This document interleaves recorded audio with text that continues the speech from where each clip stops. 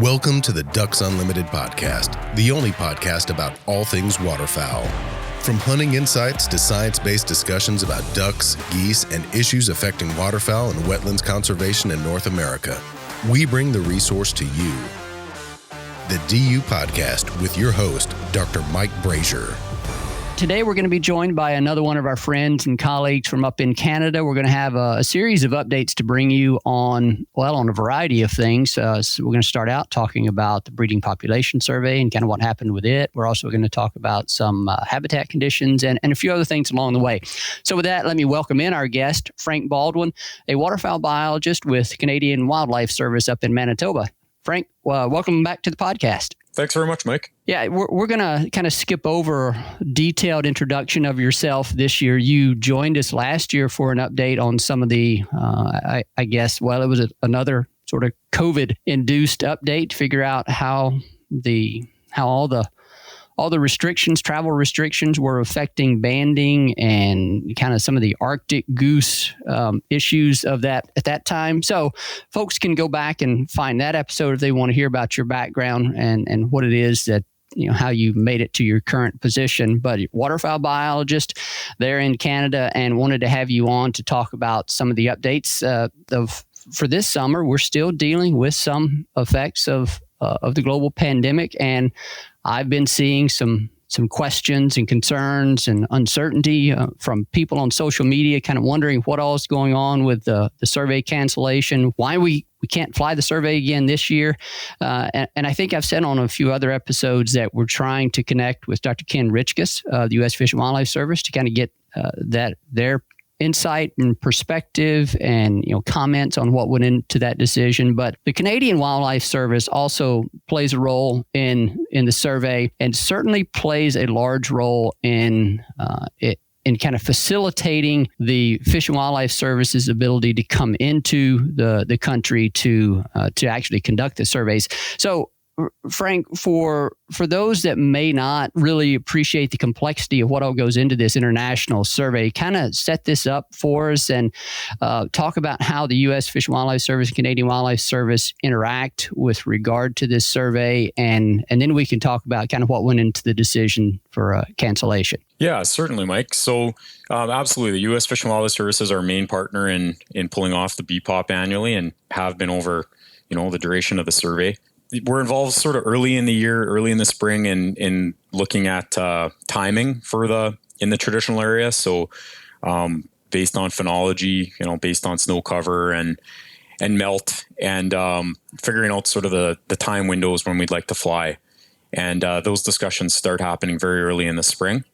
And then there's once those sort of dates are ironed out, then there's that work that's done on the U.S. side to get approvals to come up and use the airspace and move between the provinces. So typically, each ground crew typically is associated with one air crew, and then when those air crews finish up in areas where there's ground surveys in the southern parts of the prairies, they then go on and move up into the boreal and northern areas to fly just the aerial portions where we don't have ground surveys. So this year, presented a number of challenges again, both, from a few standpoints, from the fact that the border remains closed and open for essential purposes only, and also for issues around our own approvals, Canadian Wildlife Service, to conduct ground surveys. So a variety of issues there for us, which involved being in close proximity, using vehicles to overnight accommodation, in some cases movement between provinces. So the crew that we have in southern Manitoba, we also covered eastern Saskatchewan.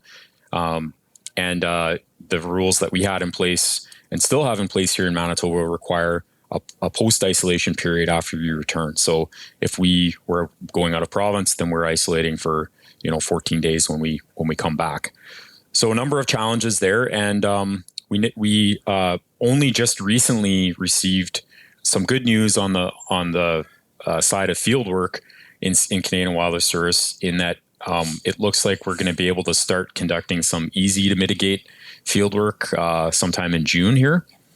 So things that involved single vehicle use, no overnight stays, no accommodation, things like that. So we're just going to get some limited approval to start doing field work in June, which is really good news for the rest of the field season. But around the time that we normally conduct the BPOP, we were, Canada was really dealing with in the midst of a third wave.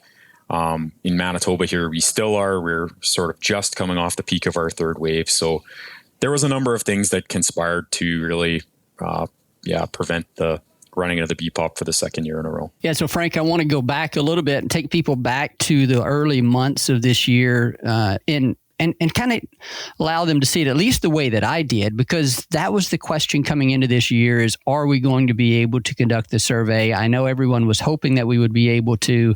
Ken Richkus last year when we spoke with him certainly shared that sentiment, and that yes, we intend to conduct the survey next year, assuming that we have the pandemic under control to a point where we can do those types of activities.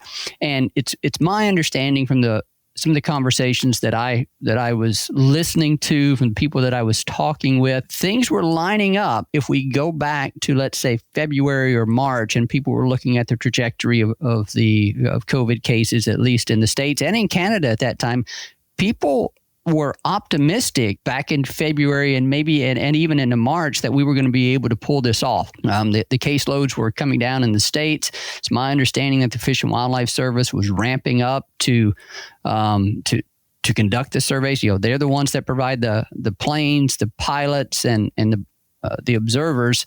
And so they were kind of prepping for the surveys. I don't know, and this is where we'll have to talk with Ken, but I don't know what kind of communications were happening between the high levels of the Canadian Wildlife Service and U.S. Fish and Wildlife Service at that time. But it's my understanding that everyone was gearing up to get these conducted. But then, as you pointed out, as we got closer to the time when sort of the go time, as you might want to refer to it, we began to see, as you pointed out, increase in COVID cases in Canada, and there was not going to be any kind of exemptions given to the U.S. pilots and biologists to come into Canada to do that. And so as we began to hear that I guess it would have been late April when we kind of started to hear that might be the possibility. We started to think about, well, what could be done in place of that? We're not going to be able to have the full scale survey. And I actually know from hearing a presentation of yours earlier this year that the Canadian Wildlife Service themselves were prepping to do ground surveys. At that point, I think it was already pretty clear that the border was not, that U.S. pilots and biologists weren't going to be allowed to come into the States or into Canada. CWS was planning to conduct some ground-based surveys, I think along the lines that you normally do through your ground transects that serve as visibility correction factors. But things got so bad COVID-wise there in Canada that you couldn't even do that, right? That's right. Yeah, I'd say we were really optimistic in March and leading up into April even that we would be able to at least pull together maybe a ground part of the survey. I think we had concerns all along about the ability for the Fish and Wildlife Service pilots to access Canada, and I wasn't involved in those discussions. Were at a very high level, between the U.S. Fish and Wildlife Service and folks in Canada.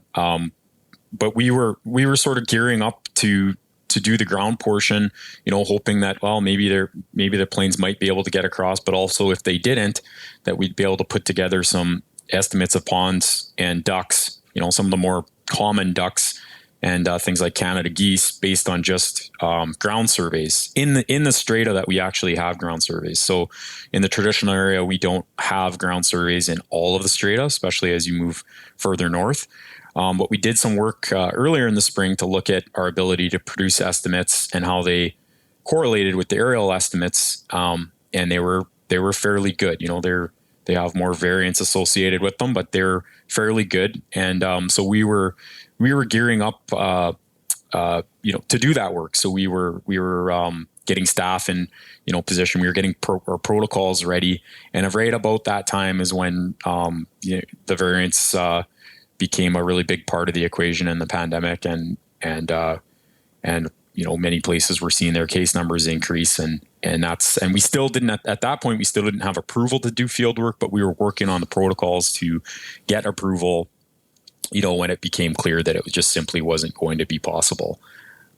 So that was around the end of April. I think we made that. We got end of April, early May. We got information that field work for May nationally was going to be canceled for Canadian Wildlife Service, other than a very few select projects. There's multiple reasons why I want to have this conversation. One is just to provide people with an update on how things developed and where we are right now, and then kind of a look into the future. But the other is to help people realize that, hey, the waterfowl biologists, the managers in the field, the ones that conduct the surveys, the ones that orchestrate the surveys, we're getting ready. We're thinking intently about how can we do these surveys. I don't want people to think that everyone was just sitting back and say, oh, we don't have to do the survey again this year. It's far from the truth. The biologists, the managers were really intent on conducting the surveys, and we're trying to do everything that we could to make that happen. These decisions on what field work can and cannot occur, and what type of, whether individuals from the states can go into Canada and occupy the airspace and move around across the provinces, interact with local populations. Those decisions come from much higher levels within the agencies, and that's just the way it is. They make those decisions for the best interest of the health and welfare of the people, and all other sorts of things considered. So, I want to communicate that clearly, that the biologists and managers associated with this research or resource were very intent on doing what we could to conduct the surveys.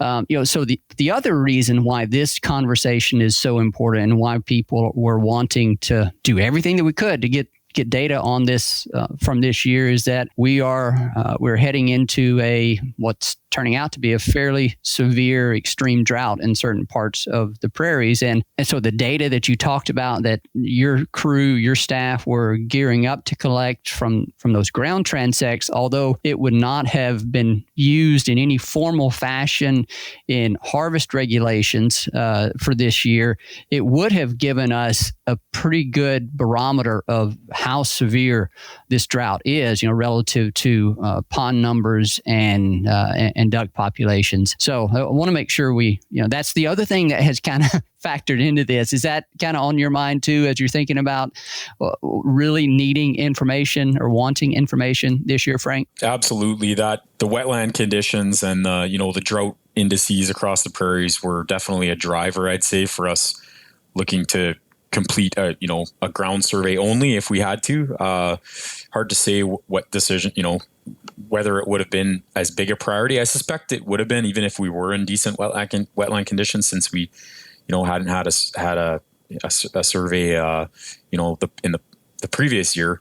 But yeah, it's extremely dry, and really across Manitoba and Saskatchewan. Alberta less so. Alberta's had some recent precipitation that's really helped their situation there. Their soil moistures are kind of closer to averages, long-term averages, whereas in Saskatchewan they're 60 to 85% of normal, and in Manitoba more like 40%. Extremely dry in Manitoba. Certainly the driest I've experienced. Seeing things that you're not used to seeing when you've been around for really great wetland conditions your entire life. The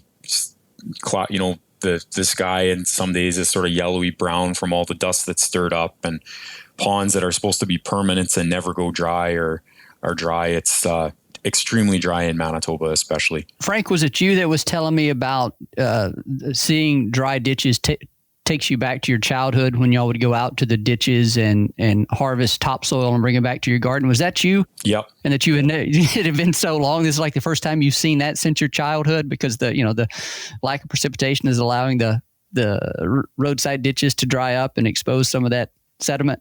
That's right. When I was a kid in the 80s, we used to harvest some topsoil out of the ditches that would blow there across the extremely dry fields, and I really noticed that in late March, early April here, fields that were full of soil, and even, creeks that normally are overflowing, not even a trickle in them this year. So we were pretty desperate to get out and get some pond data, from those ground surveys, but, it just wasn't possible. And like you said, those decisions are made at a very high level, and, they're made for good reasons too. So they're taking into account the health and safety of staff, and also, the overall population, the strain on the healthcare system. So I know that was a big part of the considerations for the decisions on fieldwork. And, in Manitoba here right now, we have dozens of people that are in intensive care units in other provinces that have had to be flown to other provinces because our system is currently overwhelmed right now. Wow. Well, we're certainly thinking about y'all up there, and I know you'll get it under control here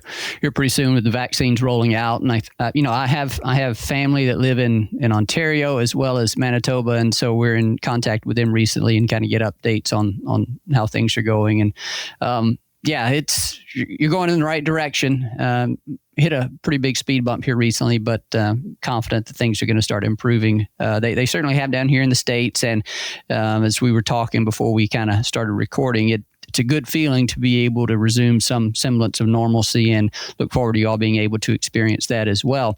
I wanted to, I guess, yeah, so we're without any kind of large-scale habitat population data for the second year in a row across the major breeding areas for waterfowl here in North America. There will be some data collected from individual states in the U.S., and I believe the Fish and Wildlife Service is going to be able to conduct some of their surveys in Alaska.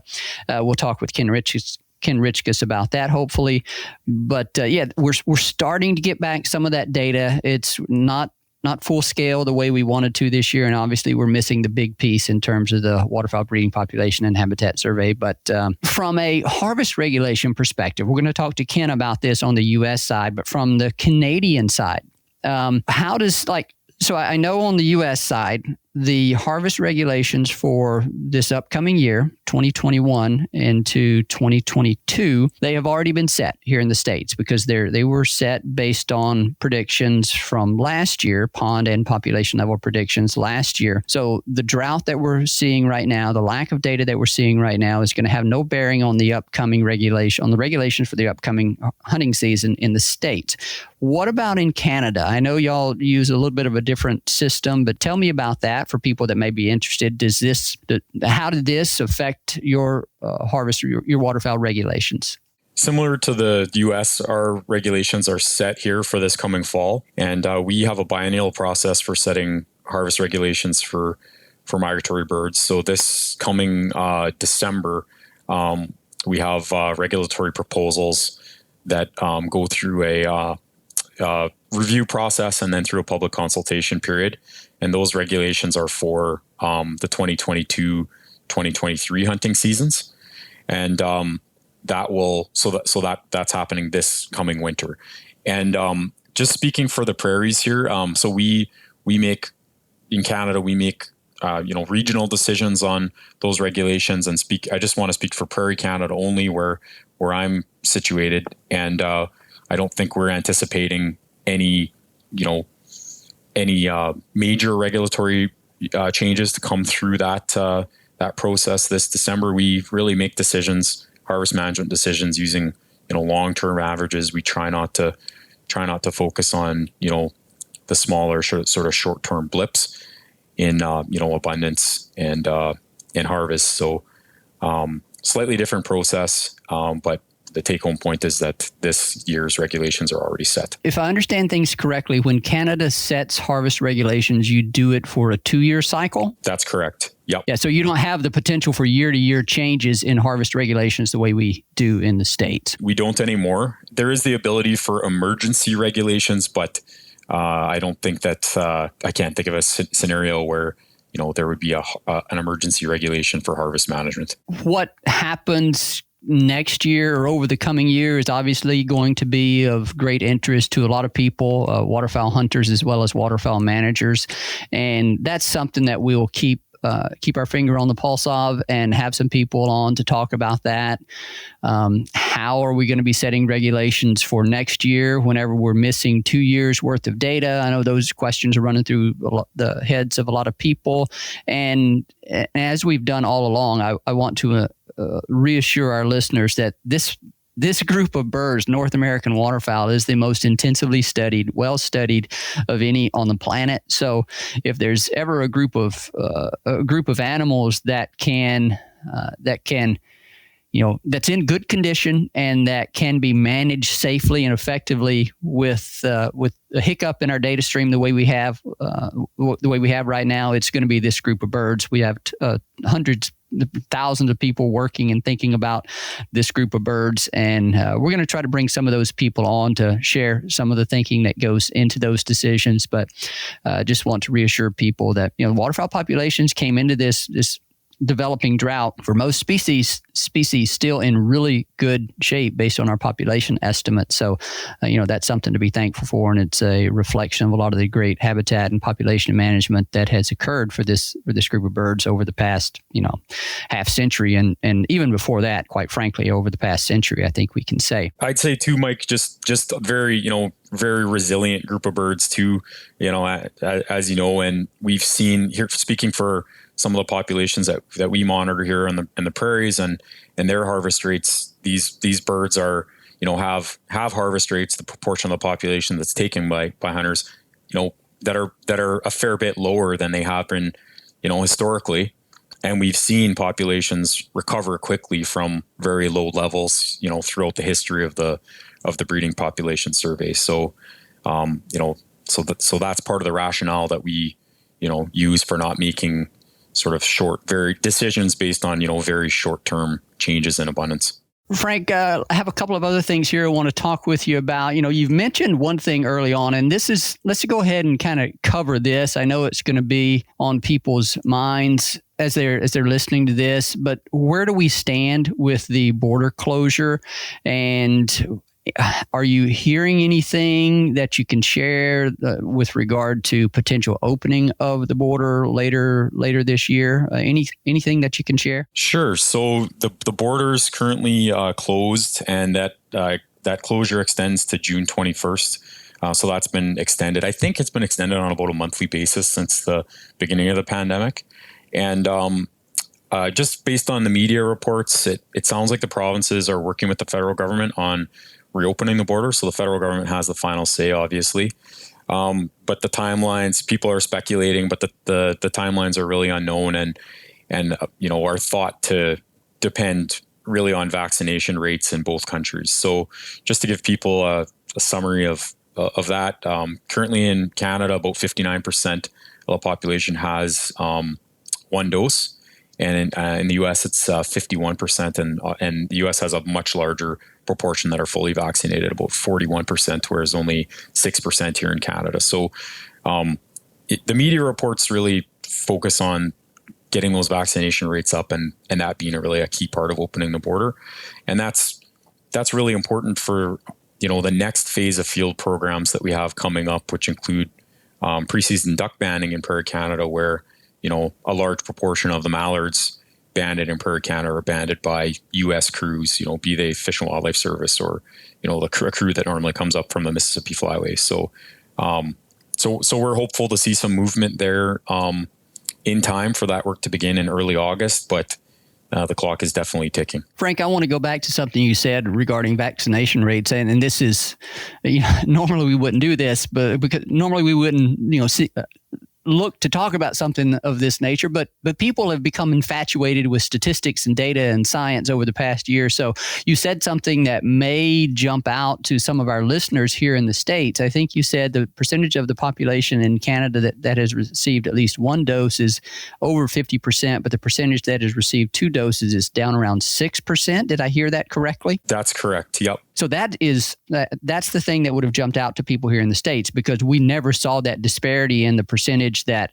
had been received at least one vaccine and those that were fully vaccinated. And so I want to kind of explain that if people are scratching their head on why that would be. And if I remember correctly, it's because Canada sort of took a different strategy, recognizing kind of some of the limitations you were having and struggles you were having in getting access to a large number of vaccines, or whatever the challenges might have been with the vaccine administration protocols there. I think y'all kind of prioritized the administration of the first vaccine real highly, wanting to get as many people with at least one vaccine in them as opposed to the, following up 2 to 3 weeks after. Do I have that remotely correct? Yeah, you're spot on there. So yeah, there was issues around supply, and the decision was made to, get as many first doses out as possible into the general population. It was mostly an age-based criteria here, and so the second doses are just ramping up now, really in the last 2 weeks. So even senior citizens here that didn't have any kind of prior health issues, they're just starting to get their second doses like now. So, and then that's the second phase is expected to go much, much quicker than the first phase, just based on supply. So, we're hearing kind of projections that everyone should be eligible for a second dose. I think they said by around September. Well, I'm sure a lot of people here in the States would like to see that date moved up to about July. Because especially the duck hunters. Yeah. That's right. People hear September and they're doing the math and they're thinking, okay, well, it's not until 2 weeks after you receive that second dose that you're considered fully vaccinated. And, so those decisions roll from there. So it's going to be cutting it close, I think, is what a lot of people are going to be calculating in their head right now. But we'll continue to keep an eye on that and hope for the best. Now, I did want to transition here real quick. Because you did reference this and talk about implications of the border closure, travel restrictions, and other things in place there in Canada with regard to the other field work, Arctic goose colony work, goose banding work, duck banding. Where do we stand on any of those types of things? What have been some of the other casualties of the pandemic in Canada this year? Sure. I'll talk about Arctic goose banding first. So we, Canadian Wildlife Service runs sites on Baffin Island, Southampton Island, and we have 2 crews that work in the Central Arctic doing white fronts and cacklers, and then also snow and Ross's geese. And then we have another crew that bands on Banks Island, Western Arctic snow geese, and as of this point, all of those sites have been canceled for this year. Variety of factors held out a little bit longer in the Central Arctic, and on Banks Island, hoping to be able to get a northern-based crew from our northern region to do that work. So there's a lot of issues around the logistics of working in the north, obviously, and also around traveling there during COVID. So both pre-isolation periods that are mandatory and also post-isolation, depending on where you're coming back from. And also, a lot of discussions that happen with communities around approval to travel through their communities. So on the way to some of our remote field camps, we have to go through some of these remote communities, which have not the same access to healthcare that those of us that live in Southern Canada have. And also, the risk that if something, if there was an emergency or something, we'd have to go back to that community. And so the decision to cancel those programs really was multifaceted, but we were really respecting the wishes of some of those communities that we not travel through there to do this work. So that'll be the second year that we haven't banded Arctic geese, which is a concern for us.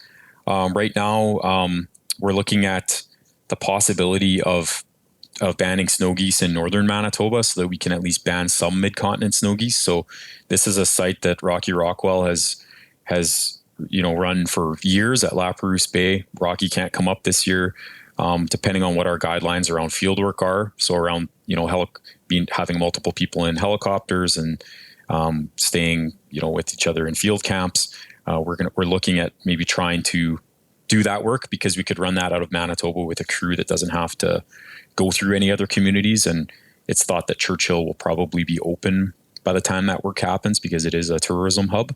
And then just speaking for Manitoba and Ontario, those provinces are thought to be able to continue to run their subarctic Canada goose banding. So Northern Ontario, Northern Manitoba, interior or Southern Hudson Bay population Canada geese, that looks positive for them to be able to do that work. I can't recall if we've had an episode where we talked about this or not, but banding data it's always been important for a whole variety of reasons and ways in which we use it to understand waterfowl population ecology and movements.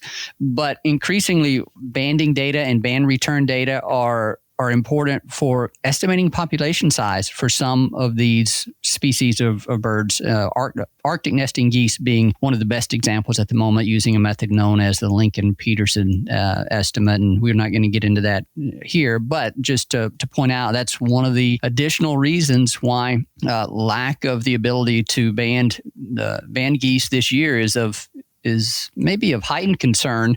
And that's gonna create some pretty large confidence intervals around those population estimates for these years, I would imagine, maybe for a couple of years into the future, as we have limited data during these limited bands out there from these cohorts of birds. But if I understand correctly, Frank, there would be every intention to resume those snow goose colony studies and banding operations, Arctic goose banding operations in future years once people are able to move around, right? That's right. Yep. We're looking forward to getting back to the normal slate of, banding, and these are tremendous long-term data sets. We get amazing information from it. Like you suggested, we get the estimates of abundance, we get the estimates of harvest rate and survival rates, and we also get other information like productivity from looking at the age ratios of bandings in areas where we're banding breeding flocks. So some of that information we're going to miss.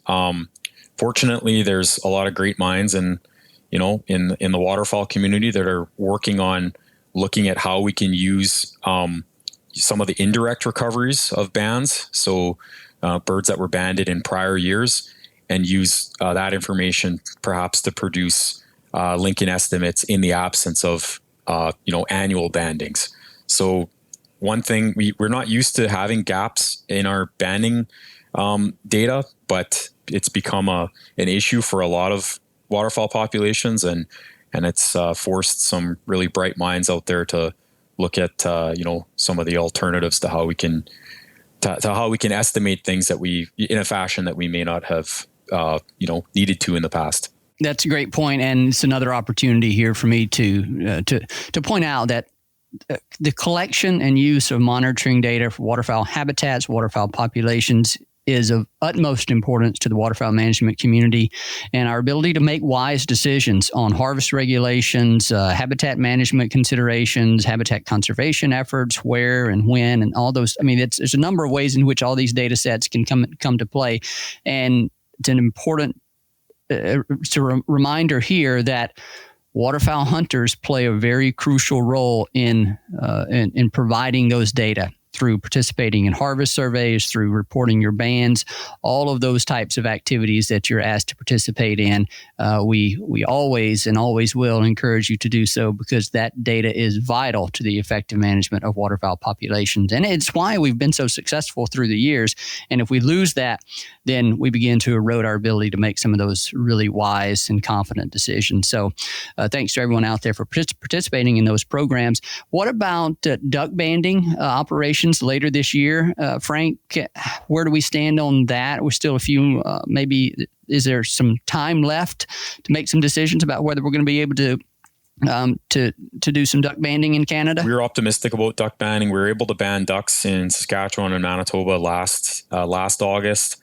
And we're looking to run up to 5 duck banding stations in between Alberta, Saskatchewan, and Manitoba. We're hopeful that the Fish and Wildlife Service will be able to come up and run their normal suite of sites. I'm not too sure what their timelines are or their drop dead dates are, but I know they shifted some of that effort into refuges on the U.S. side of the border last year, and we're fairly nimble from that standpoint. So, like I said, I'm not exactly sure what their drop dead date is, but it's probably creeping up. There's a lot of work that has to be done, around logistics, accommodation, equipment, for them to come back and run their normal sites here. So, but yeah, we're optimistic we'll be able to do it again. And we do have some challenges this year. The same drought conditions can make banding challenging. Some of the traditional sites that we use are going to have really low water conditions, or some of them will probably be dry. And when we get that low water, it makes those sites really attractive to teal. And in our experience, that can really create some issues catching mallards, which are our, target species. So teal get into these shallow wetlands, and they fill the traps early, eat all the bait, and then we find ourselves having to move sites quite frequently throughout the year. Yeah, that's one of the things that a lot of folks probably don't, would have never occurred to them that you could have too many ducks of one species that would cause a problem for your banding operations. And when a lot of your harvest regulations and decision processes depend on data from one particular species or, several focal species, mallards certainly being one of those become the birds that you have to target for your banding operations, and teal can sometimes throw a wrench into that. So interesting little factoid there for people to realize some of what happens in the waterfowl management world. Let me ask you this. You might have mentioned this and it just flew by me. Did y'all band ducks in Canada last year? Were y'all able to get out and do field work, or was it totally shut down? Yes. No, we did. We were able to band. I think we got approval for field work on August 5th. So it was quite late in, normally we're pre-baiting in late July, getting birds on site, scouting locations in late July. This year we couldn't get in the field until August 5th. Last year we couldn't get in the field until August 5th.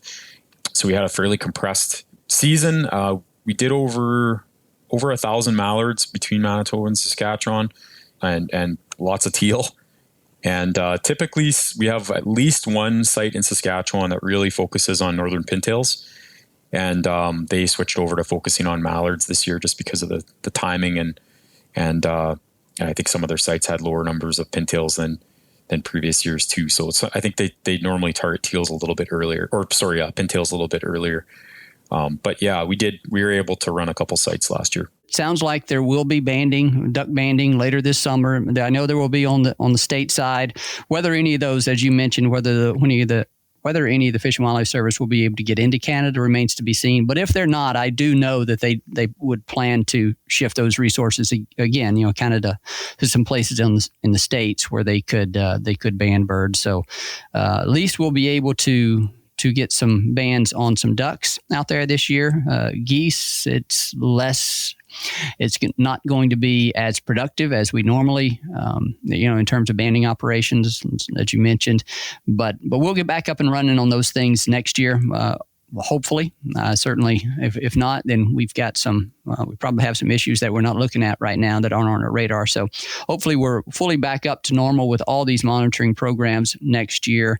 And so, Frank, I think that's going to wrap it up for us here, unless there's anything else that we wanted to talk about with regard to sort of an update on where we are this field season, data collection and banding. And, we talked about habitat conditions a little bit. We're going to have Pat Keogh on and maybe in a week or so. He's going to give us an assessment across the prairies, pretty good view of what he's seeing across a wide swath of the land.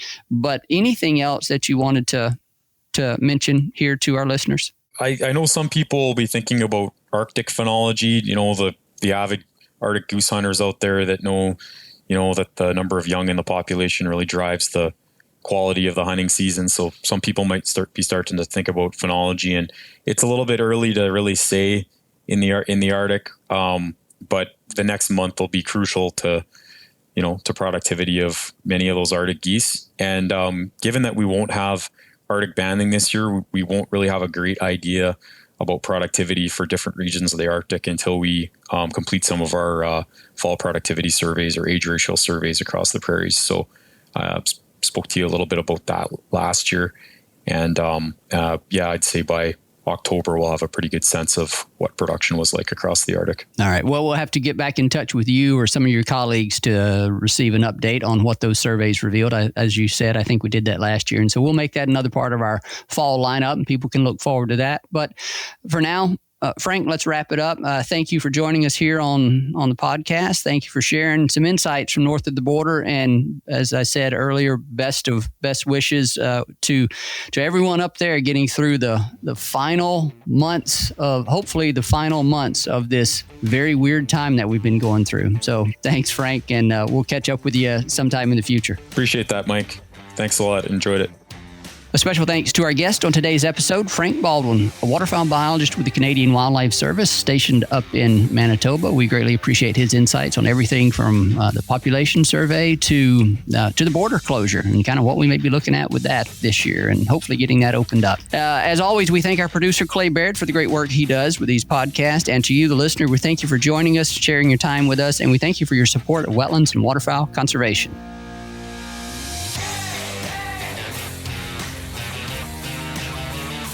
Thank you for listening to this episode of the DU Podcast. Be sure to rate, review, and subscribe to the show and visit www.ducks.org/DU Podcast for resources based on today's topics, as well as access to more episodes.